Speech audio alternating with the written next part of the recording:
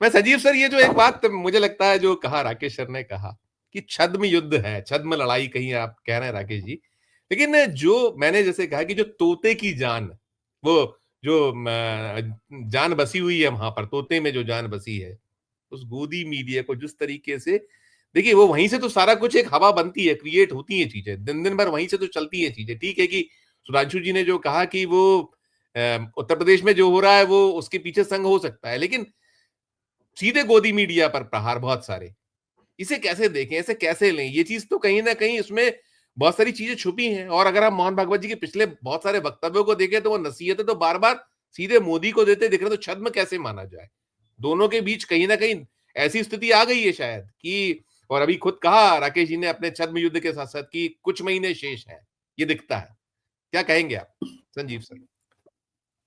देखिए सर, वैचारिक टकराव तो अंदर होंगे ही, ऐसा नहीं है कि कोई कोई भी संगठन मोनोलिथ होता है, लेकिन वैचारिक टकराव एक दायरे के भीतर ही होगा, एक अम्ब्रेला के भीतर ही होगा। और वह अम्ब्रेला है एक सांप्रदायिक नीति के तहत गठित आरएसएस या जो हिंदू महासभा है उसकी नीति। इसीलिए इनके कई सारे धड़े हैं, और इसको मैं अक्सर कहता हूं कि ये सहस्रमुख है, एक साथ हजार मुखों से बोलते हैं। तो उसका ये सब कुछ जो आप देख रहे हैं, आप उसी पांच जन्य के एडिटोरियल को ही देखिए।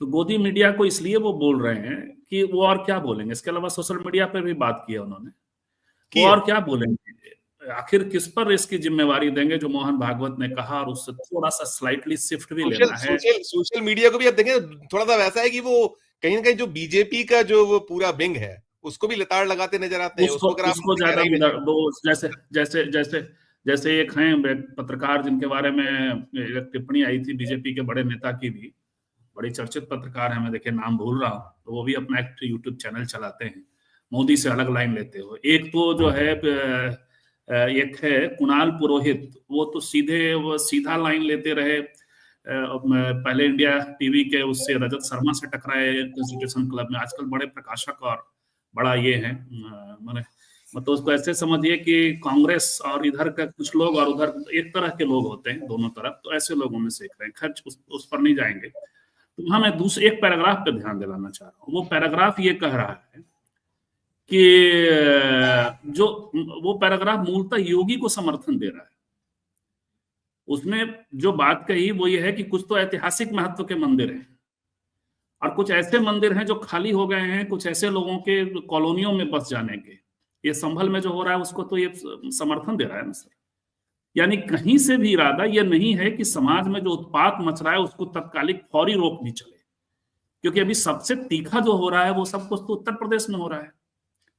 उसमें वो पैरा कहता है कि जो लोग कॉलोनियों में बस गए हैं इसके कारण कुछ मंदिर खाली हैं, कुछ मंदिर में पूजा पाठ नहीं होता है, कुछ मंदिर उदास हैं, कुछ इस तरह से बात कर रहा है। उन मंदिरों में यदि किया जा रहा है तो ये तो यही योगी कर रहे हैं, ये नया सुप्रीम कोर्ट के उसके बाद रास्ता अपनाया गया है। तो ये जो देख रहे हैं है, ऐसा नहीं है कि जब गोविंदाचार्य थे उस समय भी आपने वहां देखा हुआ कास्ट बार था, और वो एक भीतर काम करता है।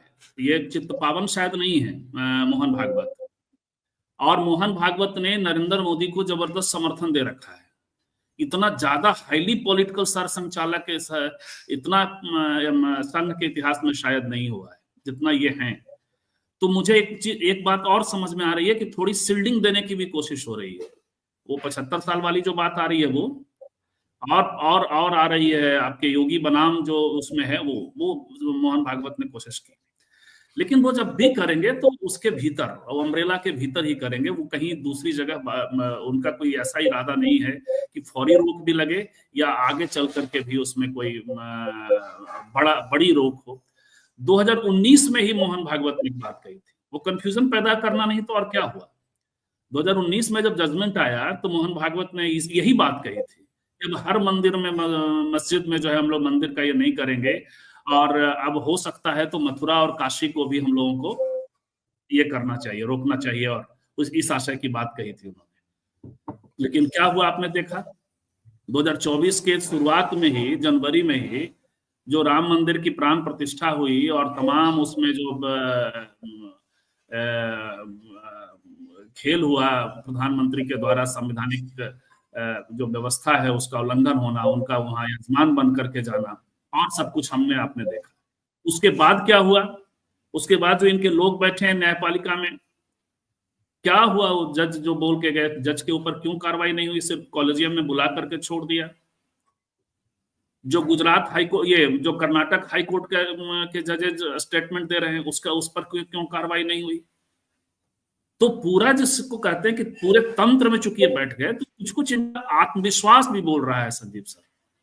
ये जो आत्मविश्वास है ना, वो अलग अलग धड़ों को अलग अलग बोलने, क्योंकि इनके पास अभी अब सत्ता भी है, अवसर भी है। ये उसमें जा रहे हैं अंग्रेज। अच्छा, उसमें एक और बात है, जो अंग्रेजी वाला है ऑर्गेनाइजर, हो सकता है कि उसका एडिशन आए तो उस पर नजर रखनी चाहिए। ऑर्गेनाइजर जब एड्रेस कर रहा है, वो इंटरनेशनल पॉलिटिक्स को भी एड्रेस कर रहा है। आखिर मोदी जी को दोसांझ से मिलना पड़ता है या बाहर जाकर बुद्ध की बात करनी पड़ती है? एक तरफ आप सांप्रदायिकता के कोर उस पे जाते हैं, किसानों के इशू को सुनते नहीं है। दूसरी बात कि अब दलजीत दोसांझ को सुबह से उसको बुलाएंगे तो क्यों नहीं आएगा? पैदल दौड़ा हुआ है। कल आप ईडी भेज देंगे तो क्या होगा? कोई भी व्यक्ति, आप जिसको प्रधानमंत्री आज, संजीव सर, यदि प्रधानमंत्री आज आपको बुला ले कि संजीव जी आपसे मिलने आना है, प्यार से बोल दे आपके घर आना है या आपको बुलाना है, तो आपके पसीने छूट जाएंगे सर। पसीने इसलिए छूट जाएंगे कि मना कैसे करें। सच्चाई यही है। तो दलजीत दोसांझ को भी देखिए कैसे साधते हैं, वो उसको भी साध रहे हैं। इंटरनेशनल मैसेज भी देना है, बाहर जाएंगे तो बुद्ध की बात करेंगे, गांधी की बात करेंगे। यहाँ जो है गांधी के जो हत्यारे हैं, जो उस विचार के लोग हैं, वैसे लोग भी इनके यहाँ शामिल हैं। इनके यहाँ कल्पना, ये कंगना रनौत भी है, इनके यहाँ दलजीत दोसांझ की इज्जत भी है। देख रहे हैं कंफ्यूजन। तो दिल्ली का चुनाव सामने है सर, बहुत बड़ा वोट बैंक है वहां। जो आप वहां वोट बैंक है, बहुत बड़ा वोट। तो मनमोहन सिंह जी को इतनी प्रतिष्ठा मिल गई वाली जो चूके हैं उसको बैलेंस भी तो करना है आप। हाँ, नहीं, इसके बावजूद थोड़ा प्रतिष्ठा फिर भी दी है, इतनी भी नहीं देते। जी। ये जो आपने देखा कि तो उनके तो लोगों सांप लौट रहे होंगे जो बिल्कुल पानी पी के कोस रहे थे, और पूरा भर दिया था सोशल मीडिया, इन्हीं के भारतीय जनता पार्टी के जो विंग है वो पूरा भरा हुआ था। बिल्कुल, यदि आप उसको छोड़ दिया जाए, वो जो उनका हुआ दाह संस्कार जहां हुआ, मतलब निगम बोध घाट को, तो उसके अलावा तो इन लोगों ने ये किया क्यों? क्योंकि वो ना, इसलिए मनमोहन सिंह तो सच में लक्की हो गए। मनमोहन सिंह ने जो व्यवस्थाएं की, उसका फसल काटा मोदी जी ने। और मोदी जी वो कह के गए थे कि इतिहास मुझे है, तो उनकी शुरुआत हो गई, क्योंकि जिस समय वो गुजरे उस समय दिल्ली का चुनाव था। है आगे पंजाब को देखना है, पंजाब की राजनीति को करना है। तो ये सब, तो कुल मिलाकर के ये है। देखिए, तनाव तो है, तनाव विद इन फ्रेम है। वो ये है कि नरेंद्र मोदी को करना है, अभी बार्गेनिंग करनी है, क्योंकि वहां बीजेपी के अध्यक्ष का भी चुनाव का मामला है, वहां कौन बैठने वाला है, अमित शाह और ये जो डीओ है। गुजरात की लॉबी अलग है, महाराष्ट्र की लॉबी अलग है, उत्तर प्रदेश की लॉबी अलग है। सुधांशु जी ने एक यूनिवर्सिटी की बात की, मैंने तो एक यूनिवर्सिटी का तमाशा बनते देखा है सर। साल भर पहले हमारे नागपुर के पास की यूनिवर्सिटी है, वर्धा वाली, उसका सिर्फ तमाशा इसलिए हो गया कि आपस के गुट लड़े। और पहली बार सर ऐसा हुआ कि एचआरडी मिनिस्ट्री के बिना आदेश के वाइस चांसलर इस्तीफा देकर चले गए। अब उसको नियम के कायदे में बैठाने में अभी तक साल 1.5 साल से वहां कोई नया वाइस चांसलर नहीं गया। एचआरडी मिनिस्ट्री के पसीने छूट रहे हैं, उधर राष्ट्रपति भवन का ये होता है। तो ये संकट ये है, इनके आपस के संघर्ष हैं, लेकिन उस संघर्ष से हम सबको खुश होने की जरूरत नहीं है, वो उनके फ्रेम के भीतर है। हम लोग संजीव सर ने इसको थोड़ा सा, जैसे एक बात की बिहार की, मलिक साहब ने दिल्ली को भी थोड़ा सा टच करे। देखिए, ये तो फैक्ट है, हमने देखा 240 पर क्यों टिकी, संघ ने जो कहीं उसका आक्रोश था, फिर महाराष्ट्र क्यों जीते, हरियाणा में अपन मानते हैं कि किस तरीके ग्राउंड वर्क हुआ। अभी दिल्ली बड़ा अहम वो है, बहुत महत्वपूर्ण पड़ाव मोदी शाह के लिए, बीजेपी के लिए।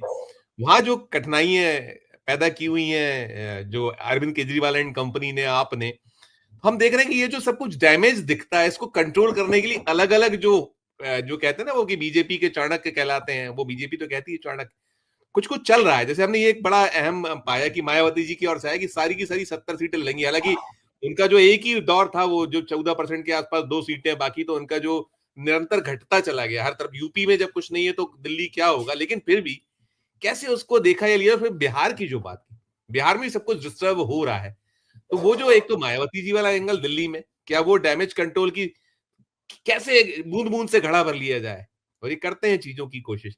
तो क्या वो कुछ उसको भी ऐसे देख सकते हैं कि बहुत अगर संघ गुस्से में रहा, कुछ हुआ, नहीं साथ मिला, पर्याप्त साथ नहीं मिला, हालाँकि वो नहीं करते, वो जब वक़्त आता है तो चले जाते हैं, करते ही करते हैं। बीजेपी को हारते हुए नहीं देखता संघ, नहीं देखना चाहता। कैसे इन चीज़ों को कैसे देखा जाए? छोटी-छोटी जो चीज़ें हैं, और अभी बिहार में नहीं, जो कुछ चल रहा है, उसपे भी एक आध छोटी-सी टिप्पणी, जैसे लालू जी ने कहा, "आ जाओ।" उधर वो भतीजे कह रहे हैं कि, "नहीं साहब, हमारी दरवाज़ा बंद है, अगर खोला है।" दोनों तरफ। सर कहीं खबर आ रही थी कि आरएसएस 50,000 गोष्ठियां करने वाला है दिल्ली में।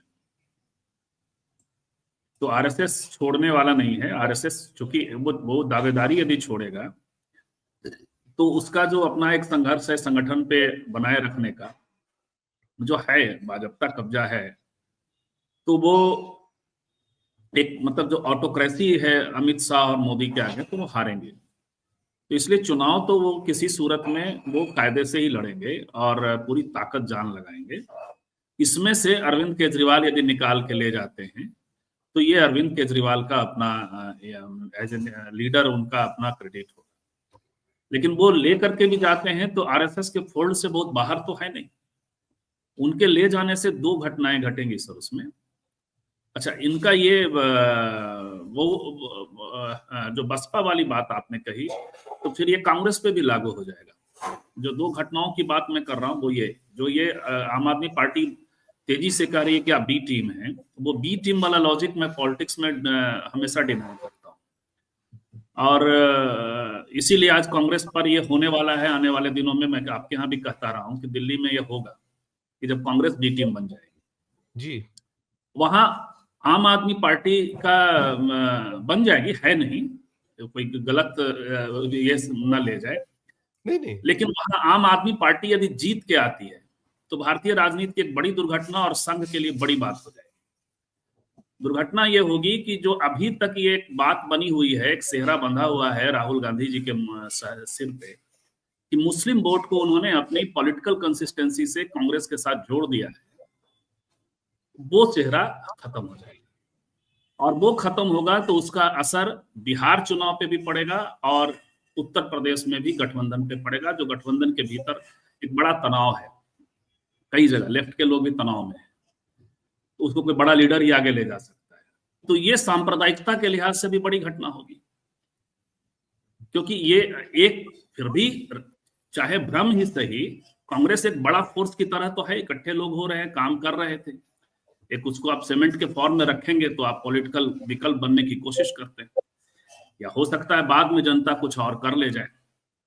तो जब वो सेहरा खत्म हो जाएगा तो यहाँ जो लालू प्रसाद जी के साथ एक तनाव है कांग्रेस का, जितना नीतीश जी का मामला उस पर आते हैं, पहले इसको, चूंकि अभी बात चल रही है संघ के, तो उसमें बात कर रहा हूं मैं।